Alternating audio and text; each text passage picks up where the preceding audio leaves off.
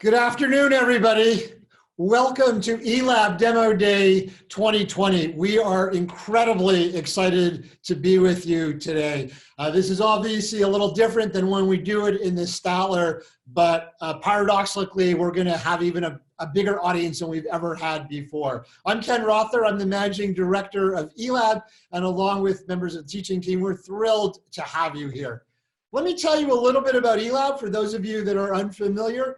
eLab is an entrepreneurship course for students who are looking to launch a business. Maybe you've taken new venture design, or maybe you've taken a course in the engineering school and you've studied entrepreneurship and now you're thinking to yourself, I really want to launch a business post-graduation. Well, eLab is the program. It's a credit-bearing program that was designed to help students who are ready to launch a business as they end their academic career do so. So we have everybody from juniors through to PhD candidates who are looking to launch a business. We run over a full year. This year was the largest eLab cohort ever. We had approximately 75 teams apply.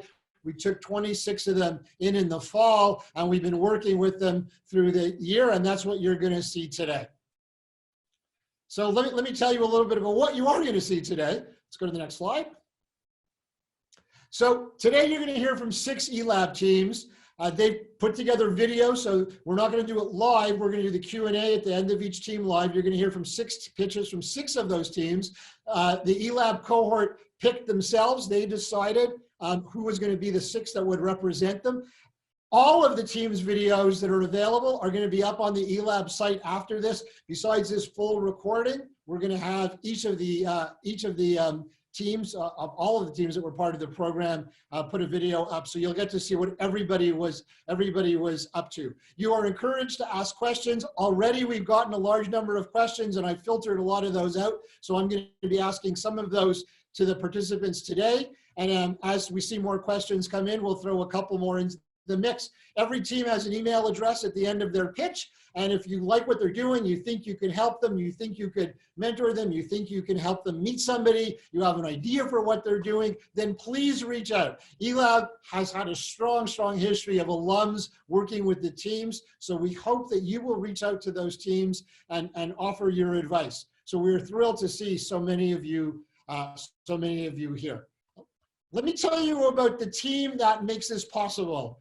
We said we have a cohort of 26 teams.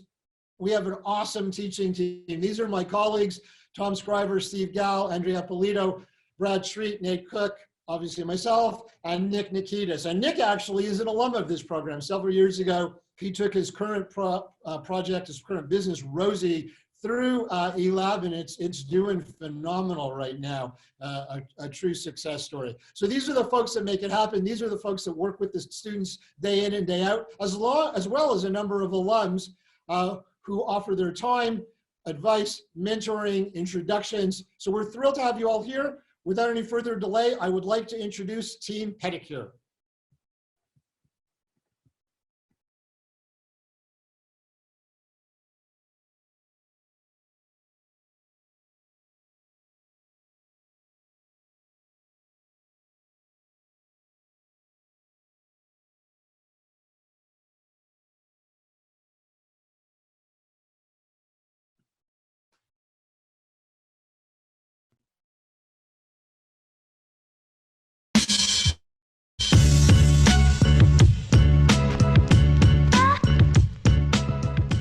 We all know a loved one who's getting older, whether it be your parent, grandparent, or a friend. With aging, it's common for hygiene. People often take it for granted that they can reach and trim their own toenails, yet there are currently no nail trimmers on the market that fulfill the needs of elderly users. Pedicure is an assistive toenail trimmer that empowers people to take control of their toenail grooming experience. We are Pedicure, and we want you to put your best foot forward. Hello, my name is Jessica Tao, and I'm the CEO of Pedicure. Our company built a toenail trimmer designed to help older adults care for their own nail hygiene. So, how did we get here? I want to take it back to 1998. I was raised by my grandma, and she did everything for me. She watched me take my first steps, taught me how to speak Chinese, and was there for every birthday. Fast forward to present day, where now I'm 22 and the roles have completely reversed. I'm the one taking care of her. She needs help with daily tasks like cooking, getting dressed, and taking care of her own hygiene, toenail trimming included. It's been really painful watching our grandparents lose their independence more day by day, and we wanted to design something to help our own families. So that's where this journey all began. It's not just Jessica's grandma who has this problem. During our customer discovery, we interviewed over 100 elderly, and the vast majority had difficulty cutting their toenails. We learned that a variety of issues hindered their independence. Many had hip, knee, or back surgeries, losing the mobility to reach their toes. Others had worsened vision and lacked precision in their hands. They're faced with almost no options but to rely on someone else to cut their toenails. Most elderly adults wait for their children or a relative, which is inconvenient. Others visit podiatrists or nail salons, which is expensive. A few nail trimming devices do exist in the market, but they're terrible to use. We can do a better job than that. Pedicure is a patent-pending toenail trimmer that empowers older adults to regain independence in maintaining personal hygiene. We designed the product with two parts. The first part is a sturdy footrest that contours to the user's foot and is at an angle where you can easily see your toes.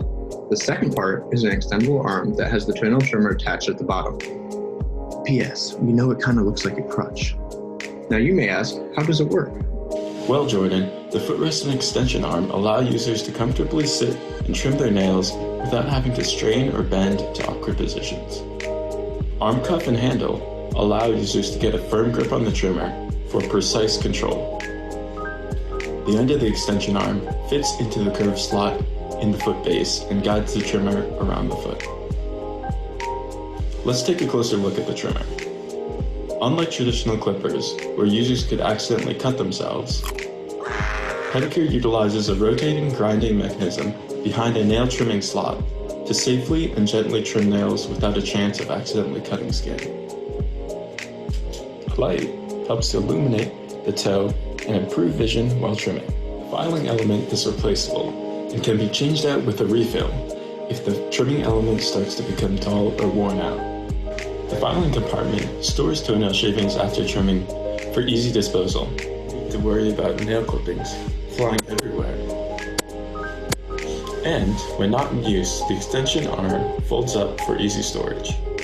There are 51 million elderly in the US, but not every older adult falls into our target market. Among this group of people aged 65 and older, 900,000 of them have knee or hip replacements and struggle to bend down.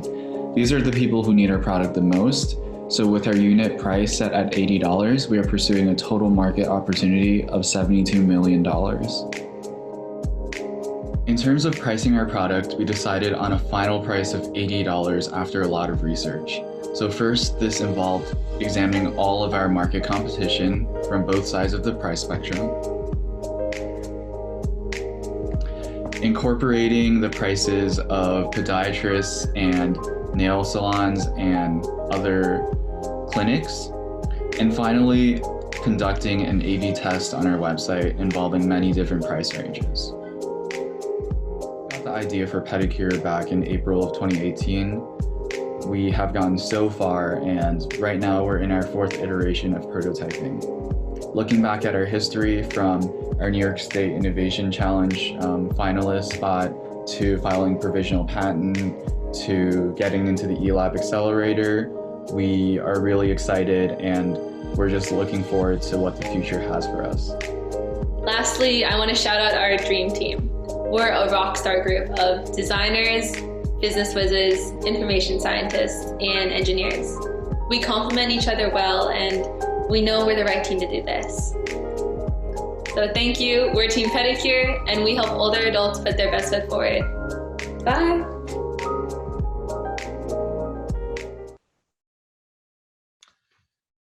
Jessica, that was awesome. So I have one question we got is that you're doing hardware. A lot of teams in eLab don't do hardware. What are some of the lessons you learned now that you're trying to bring a physical product out? That is a great question, Ken. Yeah, for some background, I've had experience working for 3 tech startups that were either mobile apps or one of them was a trading platform. And launching Pedicure has been my first experience with really building a physical product. And I've been surprised just how fulfilling or how intimate it can be to see your user like engaging with something that you and your team created. And I also was very surprised just how willing so many older adults, caretakers, and professors were willing to be interviewed by us and give us some great feedback. Oh, that's awesome. That's fantastic. I also, did you had some luck in the hospitality competition? Yes, we received the good news. We placed 3rd place in Hotel Ezra's Cornell's their business plan competition. So last week we won $5,000 for the company. Awesome. I see a bunch of, oh, Amanda? I was just going to jump in and share some questions from the audience. Antonio wants to know, what considerations are there for elderly who have shaky hands? How does the product work with those that have jittery limbs? Yeah, maybe one of the designers on my team could take that. If Jalen and John, one of you, go for it. Sure, yeah. So we try to mitigate that with a much bigger grip, because one of the things that was troubling users is that the fine detailed nail clipping motion was really difficult. So all they have to do is grip a handle and they bring it back and forth. So there's a lot less fine motor skill involved. And I'll just do one more real quick. Nadine says many older adults have diabetes. What's the risk of the product puncturing the skin due to user error?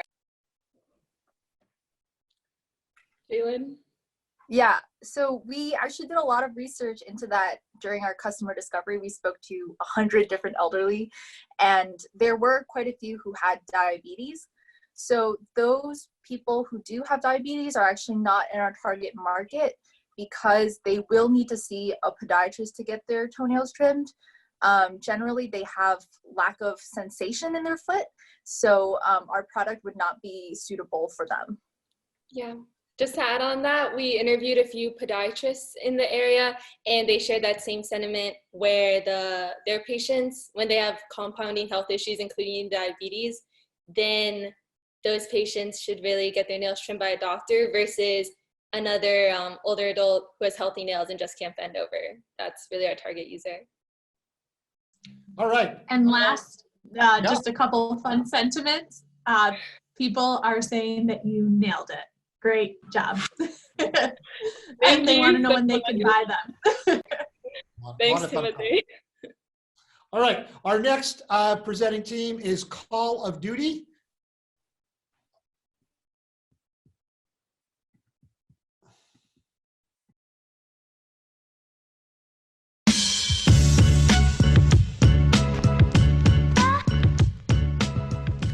Amateur Call of Duty players who spend thousands of dollars traveling to open tournaments do not have an easy way to identify practice matches for their teams.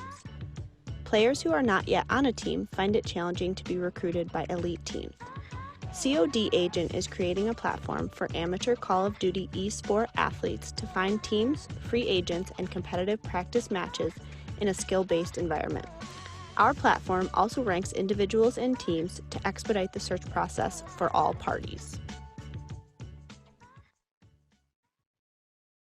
I'm Shane, the guy off screen's Brett, and we're Call of Duty Agent.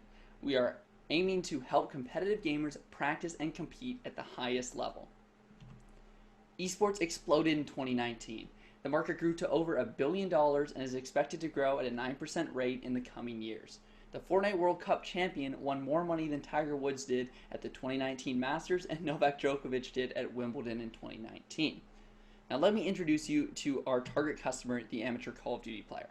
This player practices every night to compete at major Call of Duty events for the chance to win thousands of dollars and eventually become a pro player. Their current practice method is simply tweeting for scrims on Twitter. Now, what's wrong with this? Twitter is an open platform and it is not at all specified for Call of Duty. The main problem is that players will often match up against each other over and over again because they're constantly tweeting and their followers will see that tweet and want to play them. The issue with this is players get no variety in gameplay. They're always playing the same 4 to 5 teams, and it's very hard for them to come up with new strategies from when they play different teams in tournaments or higher level teams. The other issue is that players will often match against random players, players that search scrim on Twitter and reply to the tweets that they see. These players often have no idea the skill level of their opponent and are just praying that they're evenly matched. This can be a waste of time for both the player that's tweeting out and the player that's responding to the tweet, and it often leads to a ton of wasted time and no improvement at all. The ideal scenario is 2 evenly matched teams scrimming in a competitive environment which allows both of them to improve overall. Again, to sum it up, there's no systematic method for players to find competitive scrims and to track their progress. Now, after my own experience competing for over a year and a half, as well as our weeks of customer discovery early this year, we decided that the best idea was to match amateurs with quality scrims through Twitter. Twitter is already the current system, and we want to pull players away from that system and show them ours, which is significantly better. In our first 2 weeks, we had 500 matches scheduled just through reaching out to players on Twitter and no marketing budget, and we have 350 players in our database. Players in our database are ranked based on performance, which allows them to find better scrims when they come back to us in the future, and we also have internal methods of pre-ranking players who are new to our database. Our ultimate goal is to make this system fully functioning and automated so that players can find scrims even faster than we are currently finding it for them. Now, a lot of you might be wondering, how do we plan on making money? Well, the first way we plan on doing this is through a subscription with 3 different versions. The first version will be a free version, where players can find 3 matches a day, and they can also see their individual ranked division. The second version will be premium, which goes for $5.99 per month, and players will be allowed to find unlimited matches per day. They can see their exact rank and the rank of other players. The pro version will go for $12.99 per month, and players in this category can enter into all of our tournaments for free, and they also have the same benefits as a premium member. Now, the second way we plan on making money is by hosting tournaments. We will host these on our website, and we will allow the player to buy in between $3.75 and $7.50. These tournaments will pay out 85% to the player, and 15% we will take a cut of. Now, where do we see ourselves in the near future, and what have we already done? In August of 2019, we formed our idea and we were accepted into eLab. In November of 2019, we did a bunch of customer discovery on amateur players that we already knew and new amateur players as well. We were trying to figure out what their problems were and how they currently solved them. From this, in January of 2020, we finished our MVP testing and we developed version 1 of our product. Then, in late March of 2020, we launched version 1 of our product. Now, in the spring and summer of 2020, we are planning on raising money, improving on our version 1, and we also plan on developing a website. By November 2020, when the next Call of Duty is about to come out, we plan on launching the first version of our website and mobile app. Now I would like you to meet the team. You've already met the founders, which are myself, Fred O'Connor, and Shane Thorstenson, who you saw before, but we have 2 more members. We have Jerry Joe and Kevin Wang. These are both Cornell members, and they help us out a lot. Now the question is, how are we going to make this happen? I've got the answer right here. We need your help. If you are involved or connected with Call of Duty or esports, are interested in our idea, and would like to help us, please reach out to callofdutyagent@gmail.com. You can also follow us on Twitter at Call of Duty Agent and DM us there. I would like to thank you very much for your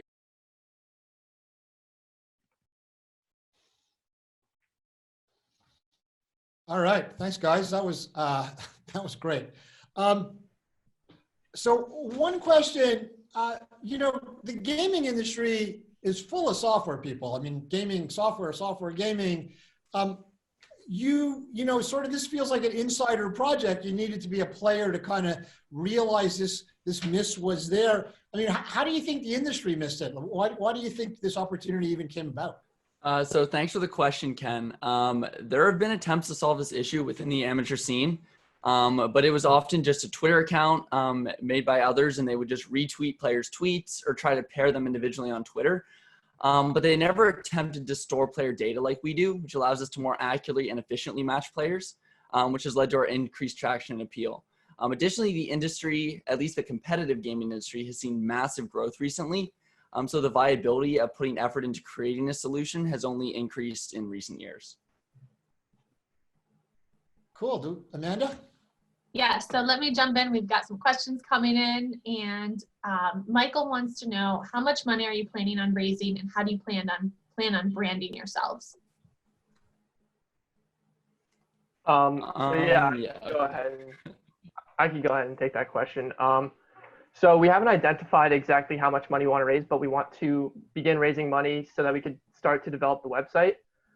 In terms of numbers, we probably want to raise somewhere a little bit north of $10,000. And in terms of branding, we're trying to grow right now through Twitter because most of the players use Twitter. So we're hoping, we reach out to a lot of players every single day, and we're hoping that our name gets out there, but we want to start reaching out to some of the top players in the amateur community, and then getting in touch with them so we can interview them. And once they follow us, then all the lower tiered amateur players will follow them. So. How does Discord play into all this?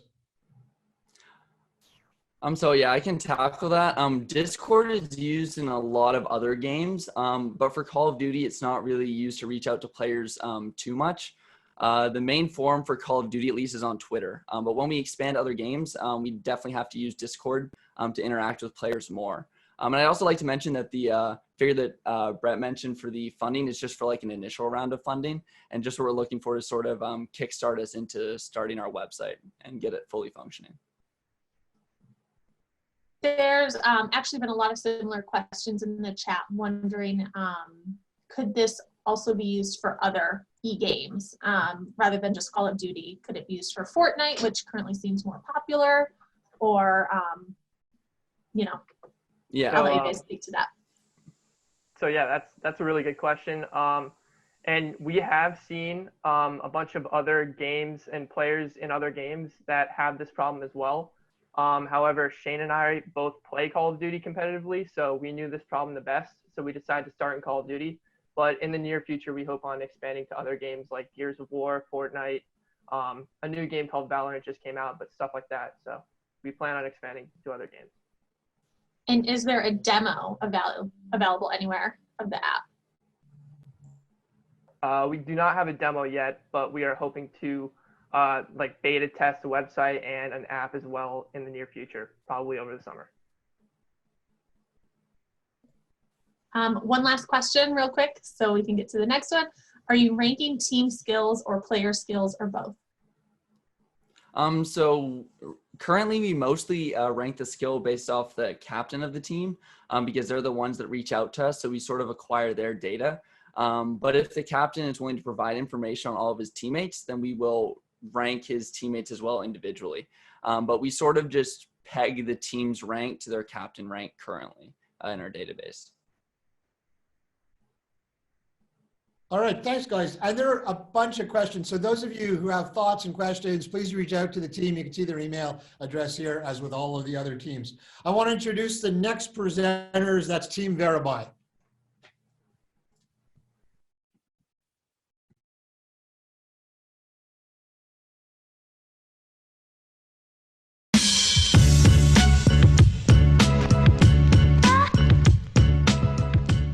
Three out of 5 sneaker enthusiasts have been scammed online while trying to buy high-end sneakers. This contributes to over $1 billion in annual loss in the sneaker market. At Veribuy, we provide customers with an online platform that enables collectors, fashionistas, and performance-minded consumers to purchase certified and pre-owned sneakers with confidence and security. Our online platform uses a proprietary, industry-leading 32-point test combined with a technological process that examines and certifies each shoe for authenticity, quality, and value.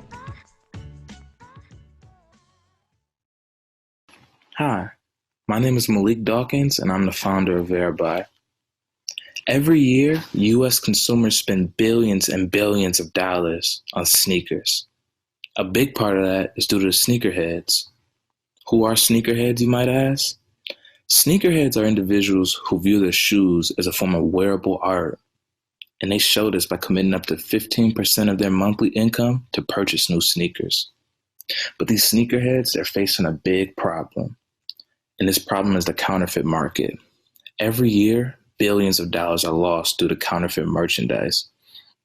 In fact, in 2018, the counterfeit market reached $1.8 trillion.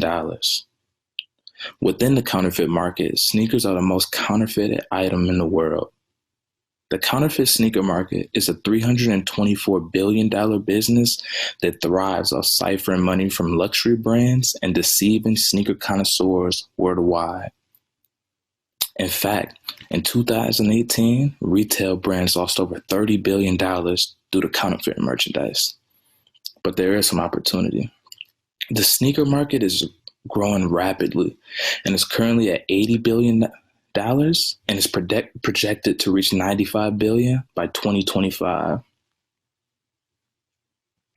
Veribuy aims to combat the counterfeit sneaker market by creating the first ever sneaker authentication marketplace that uses technology to authenticate. This marketplace would allow buyers and sellers to create deals with limited risks and convenience.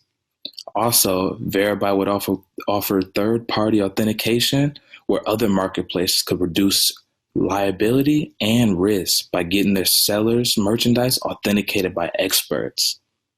Let me just walk you through the process. First, a buyer would navigate the website and find a sneaker that they would like to purchase. After sending an offer, the seller would accept the offer and ship that sneaker to us.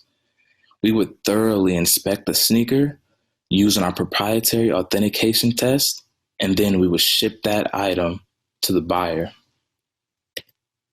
To test our value, in March, we launched our landing page to test our hypotheses gathered during customer discovery. In 1 week, we had over 700 visits to the webpage with over 200 subscribers. We had visitors from over 8 different countries and a bounce rate of 36%. From this test, we learned so much. We learned that 75% of our target demographic viewed our tech authentication process as our most valuable asset. Also, we learned that 70% of the people who subscribed to our site were between the ages of 15 to 24. From our surveys, we discovered that 9 out of 10 people cared about authentic merchandise. And of those same people, 42% had been scammed with counterfeit shoes. Next, we discovered that our customers are willing to spend up to $600 per month and would pay up to 12% of their sneakers purchase price for reliable and successful authentication. In our initial landing page, we did not use any form of outside advertising. Next, we plan to relaunch our landing page with advertising to test our hypotheses once again. We do have competition within the market. The competition is StockX and GOAT. Our competitive advantage is we would be the only company that uses technology to authenticate. Tech authentication will cut the time to authenticate sneakers in half in relation to manual authentication.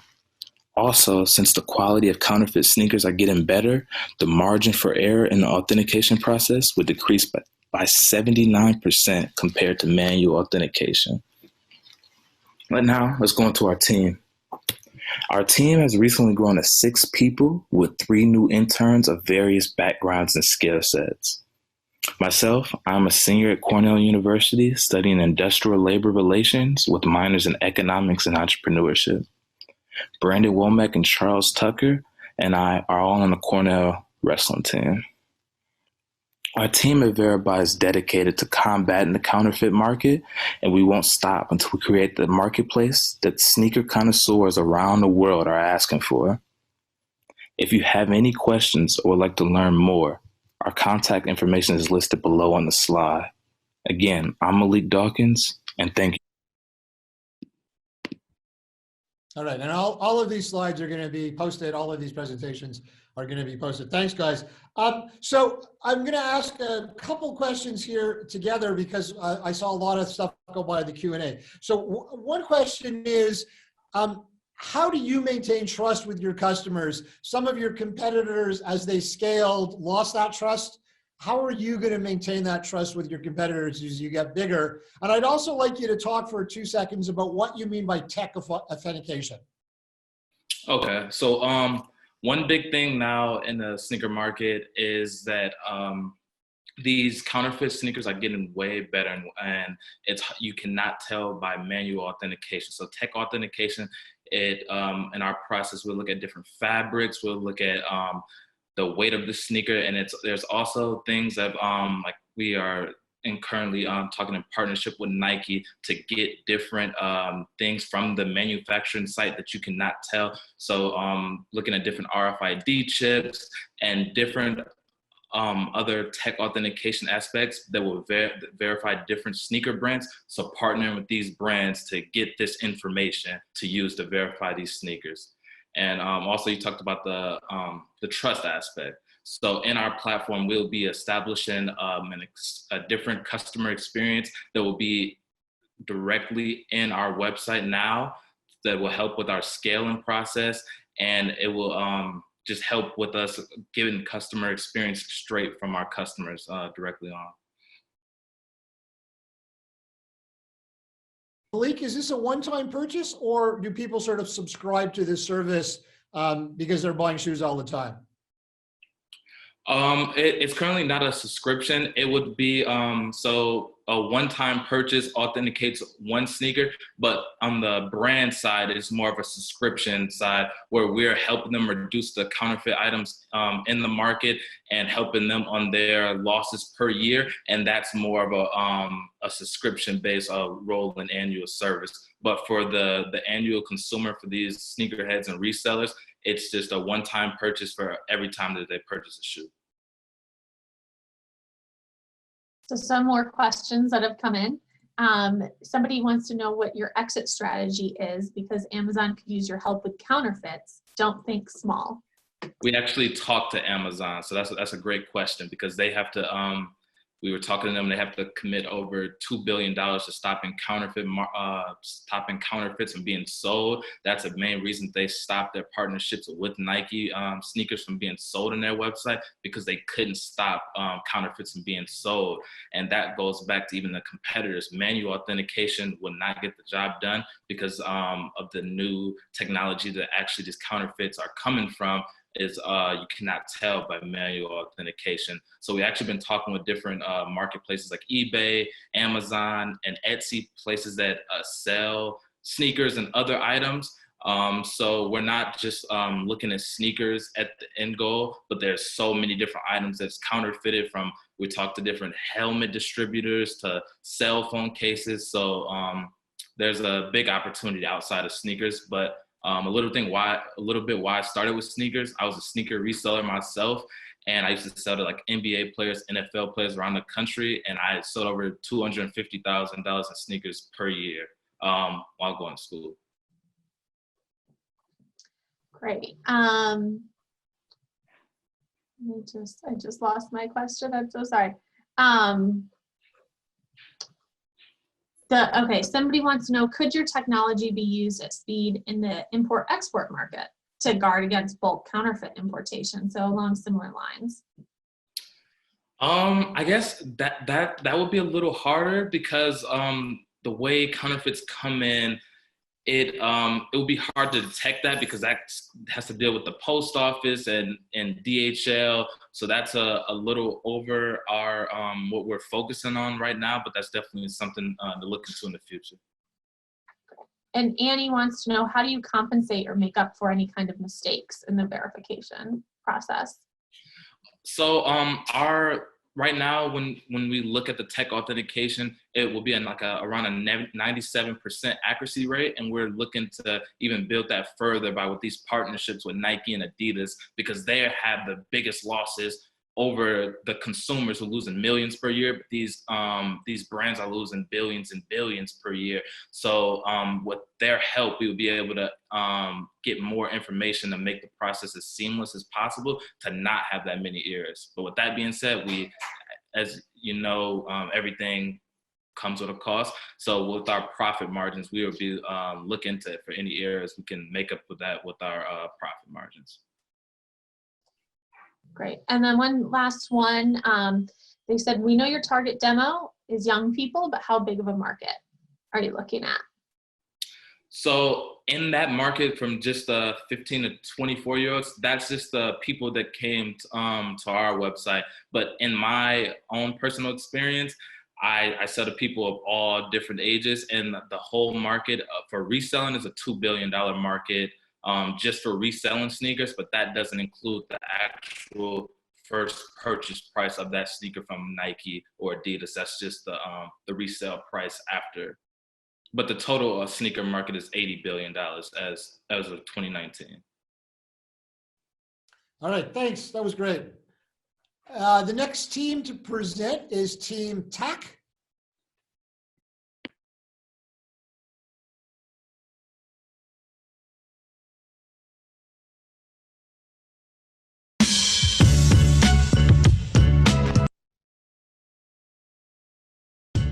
One of the most important gifts colleges provide to students is the opportunity to create relationships with alumni, students, parents, and friends.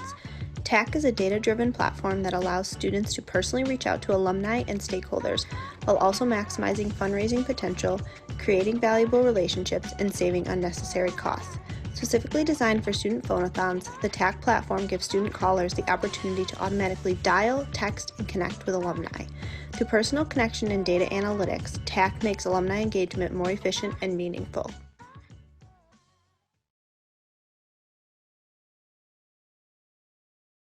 Hi, my name is Juliana, and I'm the co-founder of Talk. With the rising cost of higher education, and especially given the crisis we're in right now, more and more schools are struggling to raise financial support.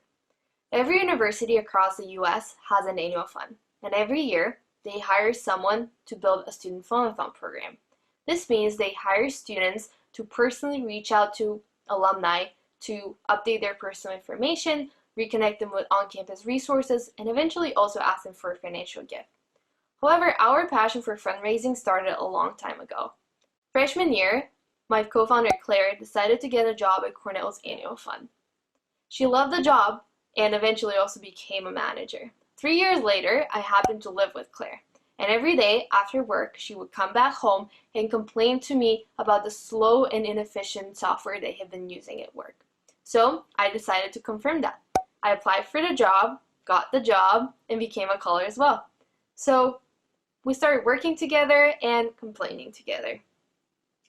We decided to figure out whether anyone else is struggling with the same things we were. We reached out to over 100 universities and colleges across the US, from small liberal arts colleges to big private and public universities. And the pain points were clear everywhere.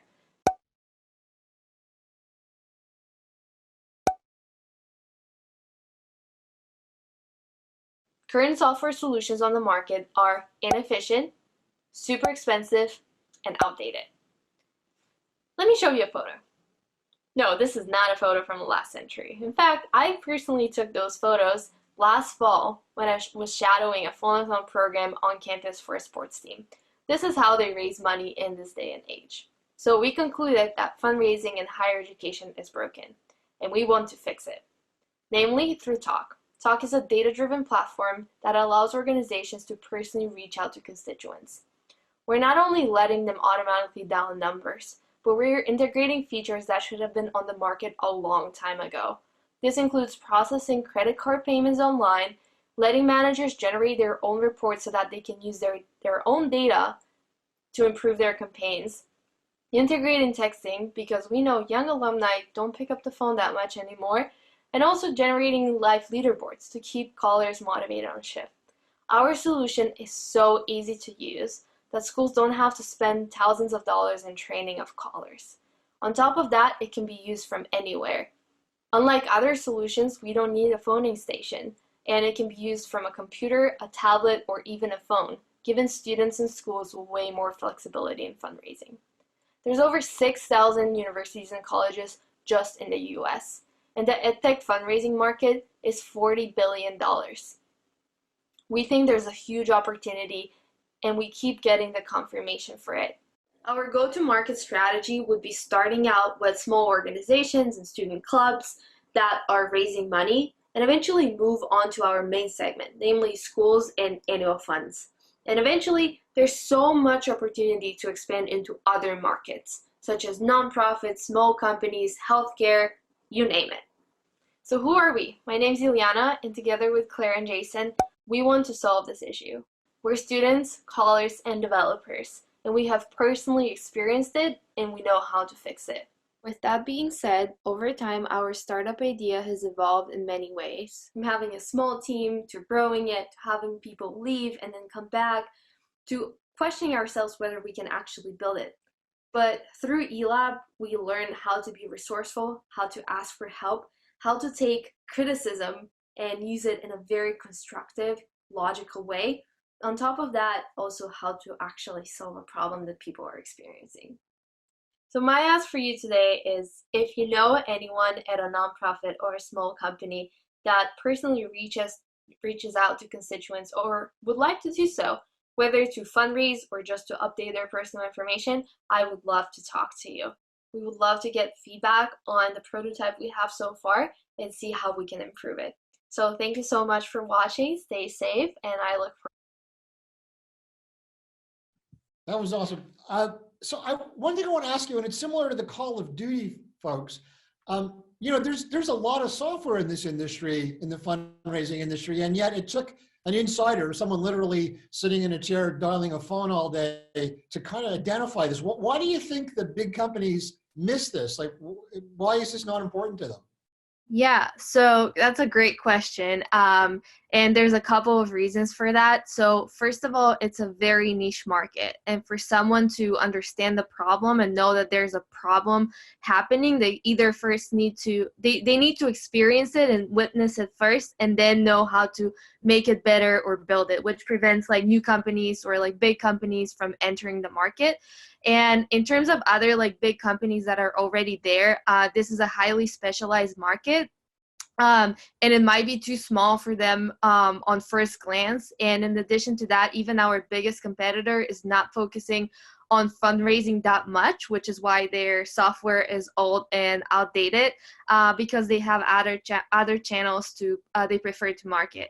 And in addition to that, this is also a space that outbound sales companies could potentially try to touch, but the workflow is way more niche than a typical sales workflow, which would make it harder for big CRMs and outbound sales platforms to be able to sell into schools, just because of the way schools structure their fundraising and the way they divide alumni into specific pools and assign pools to callers. It's just like a whole different workflow that one needs to understand and then be able to build. Okay, let's go to some questions from the chat. Brooks wants to know, who are your largest competitors, and are you looking for funding? If so, how much? And maybe you should talk to Brooks if he's asking. Oh. So yes, there are two big companies that are kind of the main competitors in this area. One of them is Rufo Noel Levitz, which has a platform called Campus Call, and they operate in around 500 schools. And the next one is Wilson Bennett, which operates in around like 70 to 80 schools. So those are like the main players in the industry, and those are the software solutions that all schools are looking to use. Right now, we're not ready to fundraise a lot of capital. We are fundraising through smaller grants and competitions, and we have enough to get us by so that we finish up the MVP and prototype and start testing it. But I would love to stay in touch in case we do decide to do this in the time coming. And then one more question. We've got a couple actually about security. Wondering how you manage the security, how do you protect the donor's data, and are you software, or is the software PCI compliant? Yes, great question. So we're taking this super seriously, security, which is why we haven't really like tested it out that much, because we want to make sure that whatever we have, it's safe to use. So regarding PCI compliance, this is also another thing we have looked into. And right now we're actually working on integrating a technology through which the callers actually don't hear any of the credit card information over the phone, but instead alumni can type their information on their keypad while they're on the call, and this automatically makes us PCI compliant. So yes, we have looked into this. And in terms of security, we're also looking into hosting our platform on private servers and creating firewalls so that schools can access their accounts and their information only from very specific places. So someone from like the other side of the world, they wouldn't have access to getting on the website. All right, thanks a lot. I would like to introduce our next team. This is my spacesuit.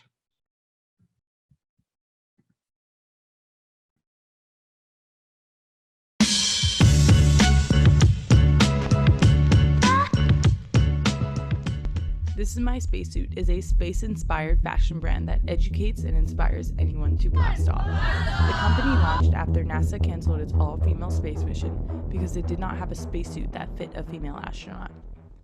This is My Spacesuit has been teaching workshops since August to teach how to empower anyone to blast off through all things creative, fashion design, wearable tech, and more. The brand has traveled the world teaching workshops with new organizations and brands to places such as Ghana, Eswatini, and Milan. Get ready to blast off today.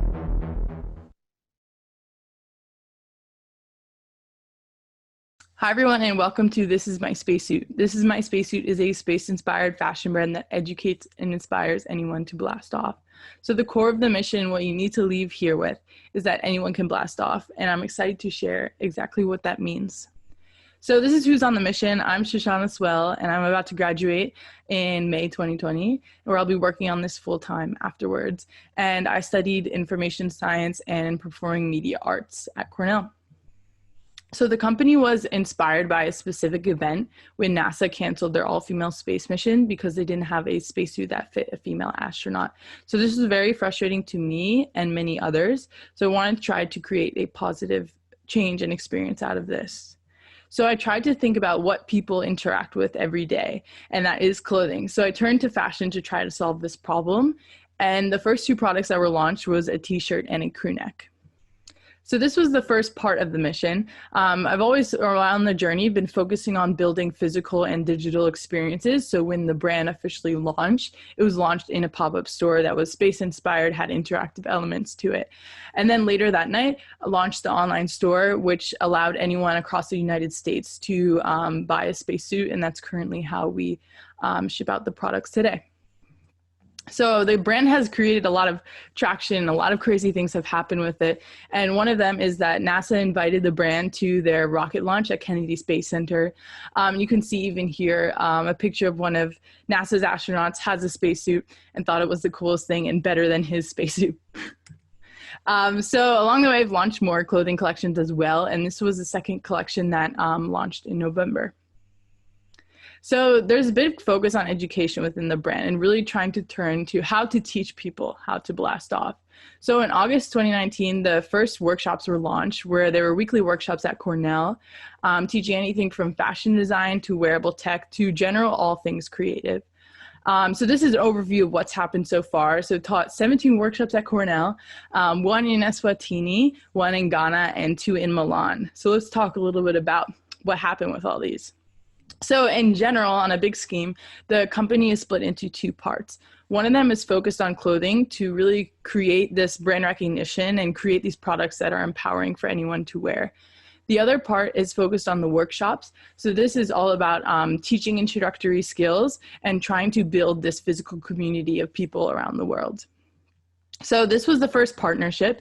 So this was with an organization called Code Freak, and basically brought wearable tech and fashion design workshops to Ghana and Eswatini in January 2020. So I got to teach over 500 students, and a lot of these students were very inspired to pursue computer science and in general more creative fields. So additionally, we've continued mentorship with a lot of these school programs as well. So the next journey was to Milan Fashion Week. So I taught 2 workshops at Milan Fashion Week, just thinking of Milan Fashion Week as being one of the most exclusive events in the world and trying to create an inclusive community for anyone, regardless of skill level, to come and learn together. So we worked with Sheet Tech. We make a makerspace in Milan and the Fashion Technology Accelerator program to really make all of this happen. So a lot of crazy moments happen in Milan and just in general always. One of the biggest things was that the 2 workshops were sold out. So this was the first time really testing this new revenue model where you could sell tickets for the workshops. So even across the world where we didn't have a community, people were very interested in this. Additional crazy things happened in the media, and it was the only workshop to be placed on the official Fashion Week calendar right next to Prada and Gucci. So what's up? So the future is very bright, and this is some things that are in what's the future and what's next in our galaxy. So right now we're continuing these workshops virtually as the world transitions to this virtual world. Additionally, we're launching a lot of new secret projects and products that focus on the clothing and the workshop side of the company. And additionally, looking for future partnerships with other brands and organizations that align with the mission. So thank you everyone for listening to this presentation. If you're interested in partnering or would like to check out any of the products, you can find everything at This Is My Spacesuit. Thank you. Thank you, Sona. So I have a couple questions. So This Is My Spacesuit is a mission, no pun intended, kind of project. How will you know when you've accomplished your mission? Yeah, it's a good question. I like the pun too. So really the future of the company is really focused on creating many products and services that help empower anyone to blast off. So really, I think despite going, everywhere in the past year, the work is really only getting started. And something that's exciting that's really adapting to these times is we're launching new kits that enable people to create at home. And there will be additional charitable measures for that as well, which is very exciting. So first of all, I want to point out, I've seen some questions come by from eLab alums. So I am so thrilled. I think all of us are so thrilled to see eLab alums participating. Thank you for being here. As someone who owns more than one soldering iron and more than one oscilloscope, could you tell us just a little bit more about the tech? Yeah, so mainly I've focused on wearable technology workshops, if you're asking about that, as I've traveled and partnered with other organizations. And really I use it as an outlet to bring people who have never learned coding or have never learned this language in an environment together to create. So it's really combining this aspect of computer science and this physical world to really show an impact of what you can do in an hour in one of the spacesuit workshops. Cool. I'll just add a question that came in too. Somebody wants, Divya wants to know, how would you classify the overall style of This Is My Spacesuit? Are there specific cuts or pieces which can create a brand identity? Yeah, that's a really good question. Very core to everything that's built in every mission. It's really focused on creating clothing and a brand that it welcomes anyone, is inclusive. So that's anywhere from the design of the clothing to be unisex, to be able to fit any body type, and also be affordable to different price ranges. And last one, Timothy wants to know, what advantage does a hybrid business have over, say, a business that focuses just on clothing or just on workshops? Yeah, so the huge part of this company is the community that exists within it. So having the clothing side and workshops together, mainly with the clothing, it creates a grand sense of brand recognition. And also frames the community more focused in fashion, although it explores so many more things. So it really helps with brand identity and community building, and it helps the reach of the company grow even further as we continue to teach workshops around the world and with other partners. All right. Thank you very much. Our last team to present today is Team Hopscotch.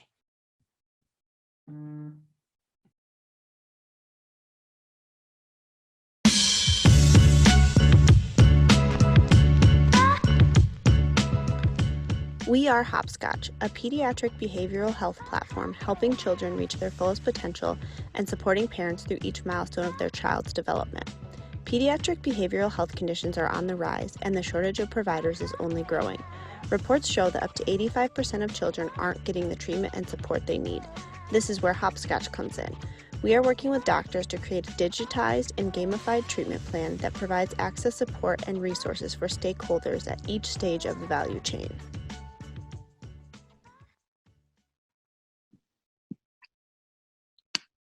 Hi everyone, my name is Marla, and I'm here with my colleague Nicole, and we're so excited to talk to you today about our company Hopscotch. 2 years ago, I was working in a children's hospital where every day I was directly interacting with parents who had a child struggling with a behavioral health condition.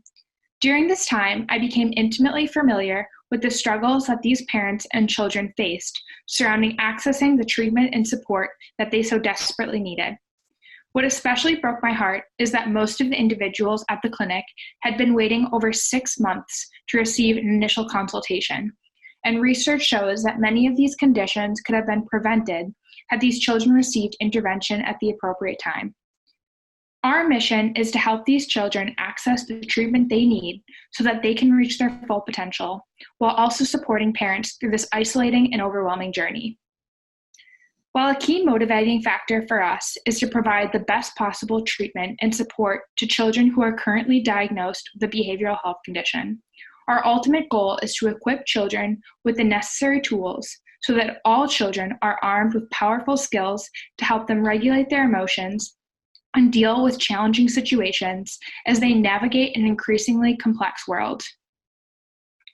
Our motivation stems from the fact that mental health issues are the most common childhood disorders, yet up to 85% of children are not receiving the treatment and support that they need.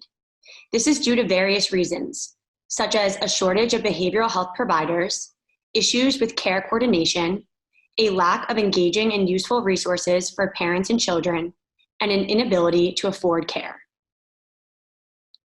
The world we live in today is especially primed for a company like Hopscotch because of the increasing prevalence, a supply and demand gap that is expected to worsen, an increased need for convenience among parents, and an acceptance of technology with a demand for personalization among consumers. An overview of the platform is shown here, with the parent filling out an onboarding and screening form.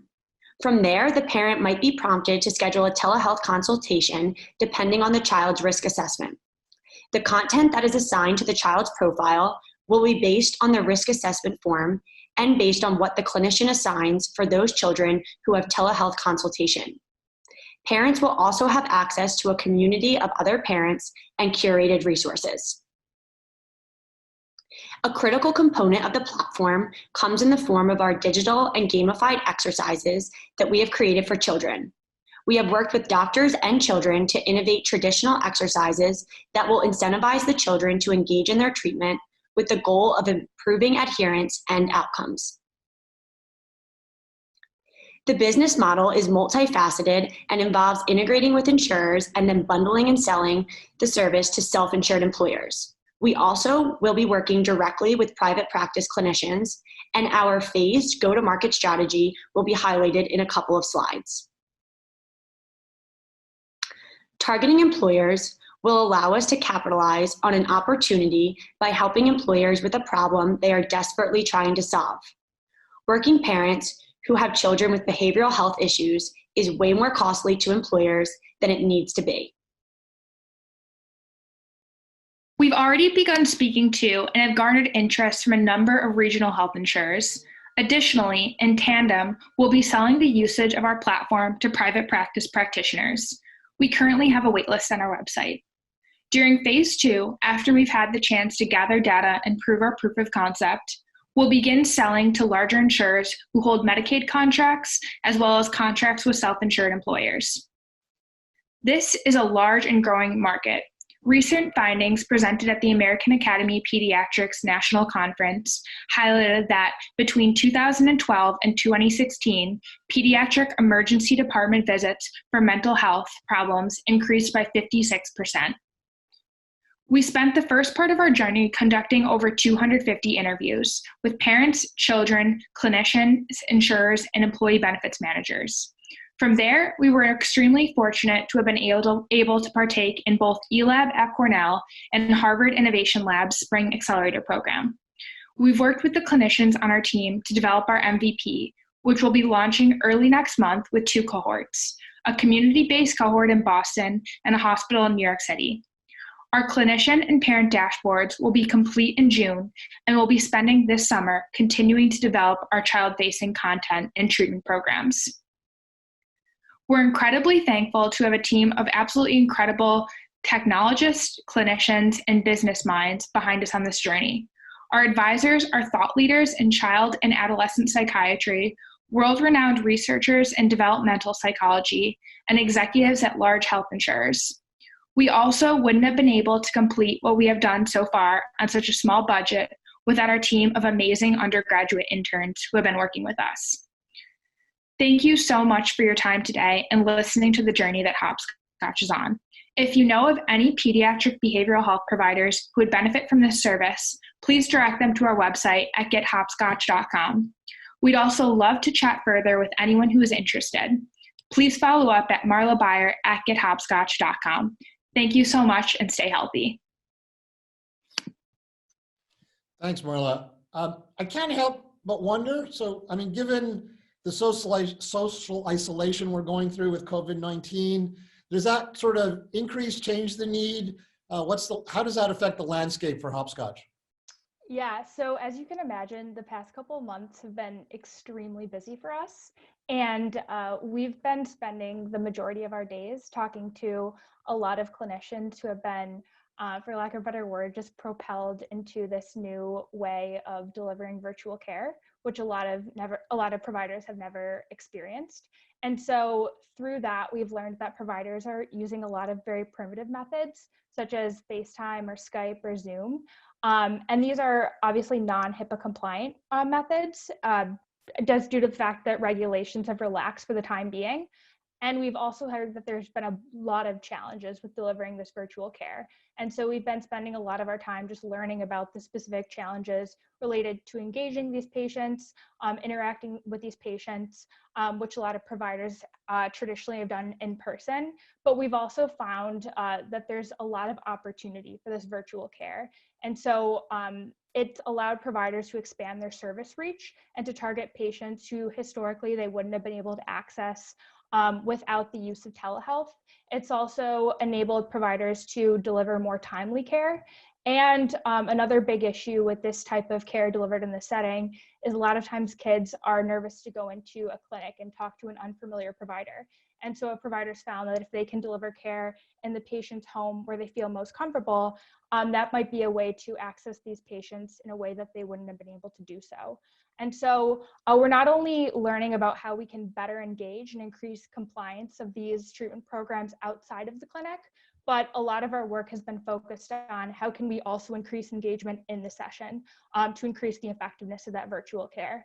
And at the end of the day, it just comes down to the provider's autonomy, and they know the patient best. So if they think they can service a patient virtually through our platform, enabling them to do so. But if they just see us as a supplementary tool to their visits that are done in person, also allowing them to do that as well.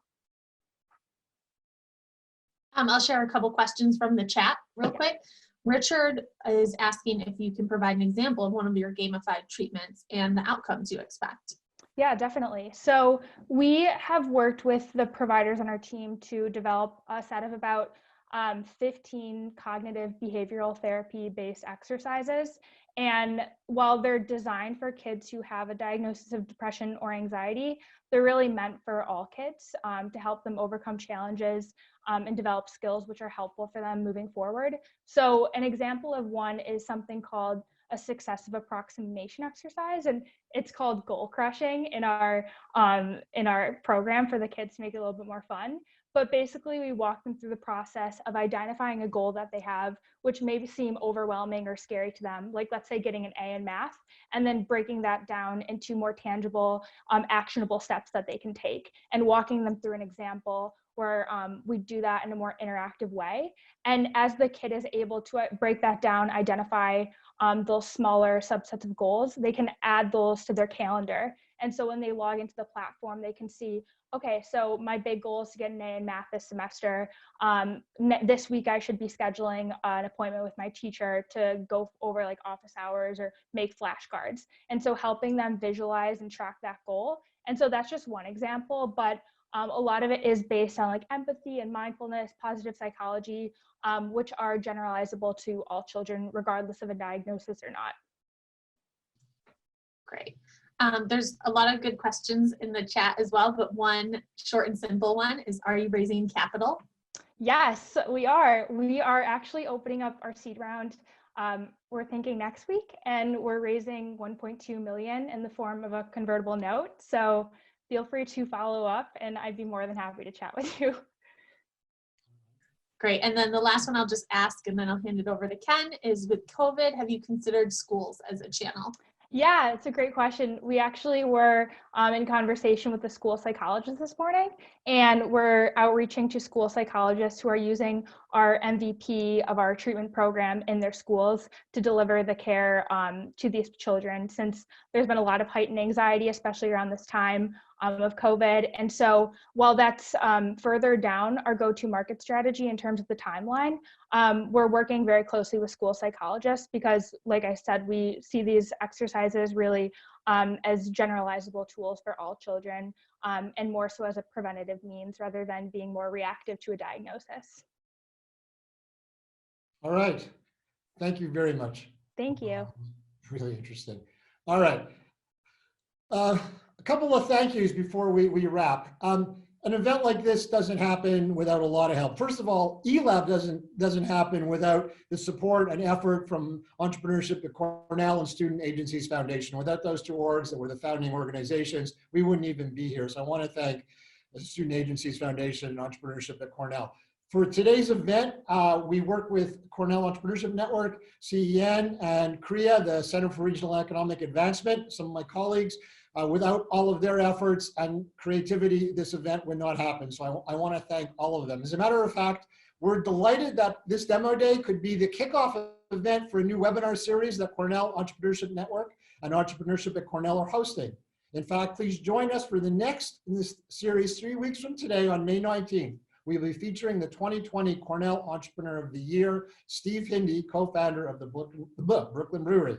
Steve will do an in-depth virtual fireside chat, including audience Q&A with the Director of Entrepreneurship at Cornell, Zach Schulman. So we hope you will be there. I want to thank the teams for the tremendous effort they did put in to get ready for today, for all the work during the year and the videos they put together. Remember, all of the videos are going to be available, all of the team's videos will be available at the eLab website. For students out there who are interested in joining eLab next year, applying into eLab, we would love to hear from you now. Although applications are open all summer, the sooner that we can hear from you and the sooner we can work with you, the better. So we hope to hear from students as soon as we possibly can. Lastly, thank you to all of you. To paraphrase, this year we were kind of forced to do this online. Next year, let's all meet in Ithaca. Thanks a lot, everybody.